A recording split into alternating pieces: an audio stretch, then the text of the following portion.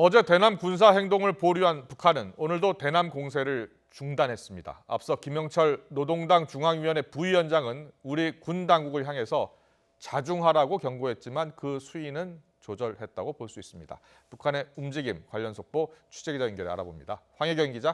네, 통일외교안보부입니다. 네, 연일 대북전단 관련 우리 정부의 조치를 비난해 왔었던 북한이 지금 이틀째 대남 비난 관련 기사는 전혀 싣지 않고 있다고요? 네, 그렇습니다. 지난 4일 김여정 제1부부장의 대북전단 비난 담화 이후 연일 지면의 상당 부분을 할애해 우리 정부를 향해 맹공을 펼쳤던 북한 관영 매체들이 어제에 이어 오늘도 잠잠합니다. 북한 주민들이 보는 노동신문이나 내각기관지 민주조선을 비롯해 조선중앙방송 등에서도 우리 정부 관련 비판 기사는 전혀 싣지 않은 것으로 확인되고 있습니다.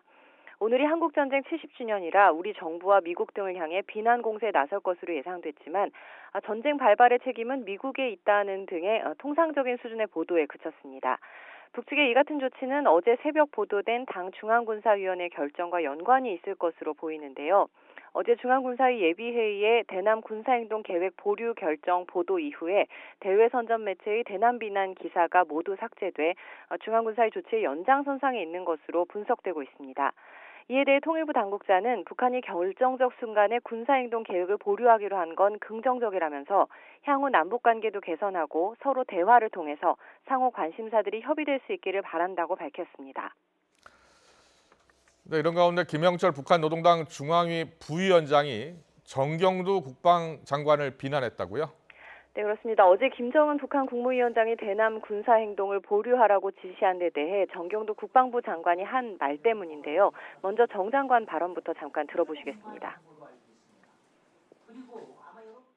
우리 정부는 일관되게 4.27 판문점선언 9.19 군사합의가 반드시 지켜져야 한다고 우리는 발표를 해왔습니다. 지금 현재 북한에서 이걸 보류한다라고 했는데 저는 완전히 철회해야 된다라고 생각하고 있고. 네, 김영철 부위원장은 이 발언을 콕 집어서 불필요한 허세 발언이고 경박하고 우매한 행동이었다고 비난했습니다.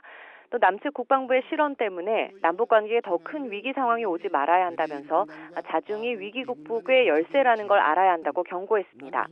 다만 김 부위원장은 같은 글에서 지금 남측 당국의 향후 태도와 행동에 따라 남북관계 전망을 점쳐볼 수 있는 시점이라고 언급해 눈길을 끌었는데요. 우리 정부의 적극적 조치에도 불구하고 남북관계를 파국으로 몰고 가던 북한이 잠시 수위를 낮추고 우리 정부의 대응과 미국 측의 반응 등을 살펴보고 있는 것으로 해석되고 있습니다. 지금까지 YTN 황혜경입니다.